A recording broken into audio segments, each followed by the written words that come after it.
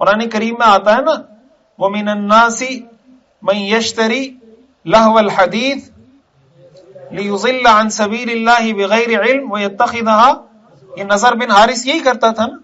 نضر بن حارث نے یہ کہا تھا کہ حضور تمہیں عاد اور سمود کے قصے سناتے ہیں، میں تمہیں روم اور فارس کے قصے سناتا ہوں.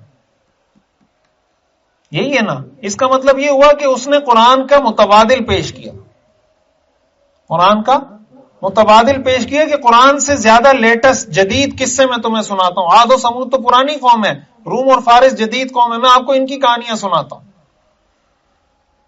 تو یہ کافروں کا طریقہ ہے. تو اب اگر وہ دین سے دور کر رہے ہیں تو متبادل کے طور پر ان کو گانے بھی سنانے ہیں، ڈانس پارٹیاں بھی سنانی ہیں، فیس بک پہ بیہودہ چیزیں بھی دکھانی ہیں، یہ سب کچھ کرنا ہے. اور آپ کا کام ہے کہ آپ نے کھینچ کے پھر اس کو دین کی طرف لانا ہے. ایسا ہے یا نہیں؟ حضور علیہ الصلوۃ والسلام نضر بن حارث کو بھی کھینچنا چاہتے تھے، سب کو کھینچنا چاہتے تھے کہ وہ دین کی طرف آئیں. وہ لوگوں کو دین سے دور کرنا چاہتے تھے. جب عالم نبی کا وارث ہے تو نبی کا یہی کام ہے.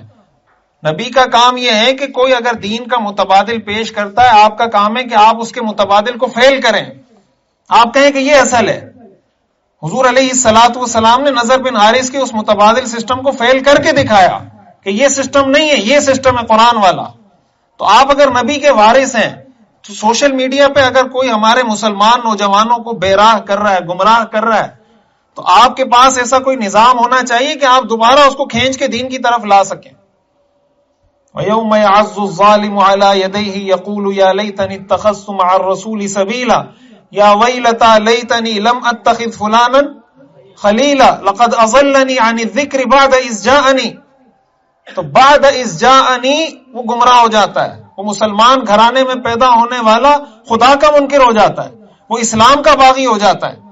کیوں؟ اس لیے کہ ہمیں پتہ نہیں کہ اس کو کس طریقے سے گمراہ کیا جا رہا ہے. بھائی مثال کے طور پر آپ کمرے میں بیٹھے ہوئے نا اور بہت زیادہ سردی ہے اور آپ کو پتا ہے کہ کمرے میں یہاں سے سوراخ ہے، تو آپ اس سوراخ کو بند کریں گے تو سردی، معاملات کنٹرول ہو جائیں گے ماحول. لیکن اگر آپ کو پتا نہیں ہے کہ ہوا آ رہی کہاں سے، یا سوراخ ہے کہاں پر، یا سوراخ یہاں پر ہے اور آپ یہاں پہ کپڑے دبائے جا رہے ہیں، تو کیا سردی ختم ہوگی؟ جہاں سے مسئلہ آ رہا ہے اس کا آپ کو حل نکالنا پڑے گا. جہاں سے کوئی چیز لیک ہو رہی ہے وہ لیک آپ کو لیکیج بند کرنی ہوگی، تب جا کے آپ کا مسئلہ حل ہوگا. تو علماء انبیاء کے وارث ہیں تو علماء کی ذمہ داری بھی بہت بڑی ہے. بات سمجھ میں آ رہی ہے؟ آپ اس چیز کو معمولی نہ سمجھیں. دین کا پیغام ہے آپ کے پاس، آفاقی پیغام ہے، عالمگیر پیغام ہے. دنیا کے اندر اس سے بہتر کوئی نظام نہیں ہے، نہ اس سے بہتر سیاسی نظام ہے، نہ اس سے بہتر معاشی نظام ہے، نہ اس سے بہتر خاندانی نظام ہے. کوئی نظام اس سے بہتر ہو نہیں سکتا. اور یہ اسلام کا دعویٰ نہیں ہے، یہ حقیقت ہے.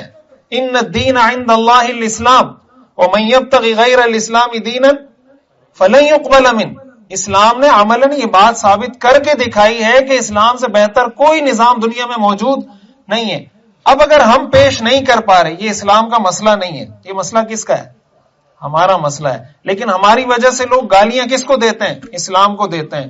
ہمیں ایسا ہونا چاہیے کہ لوگ ہماری وجہ سے اسلام کی تعریف کریں، اسلام کو گالیاں نہ دیں. ہمارا کردار ایسا ہونا چاہیے، ہمارا علم، ٹیکنالوجی پر، جدید علوم فنون پر ہماری مہارت ایسی ہونی چاہیے کہ ہم اسلام کی تبلیغ جدید ذرائع استعمال کرتے ہوئے قرآن حدیث کے اصولوں کے مطابق کر سکیں.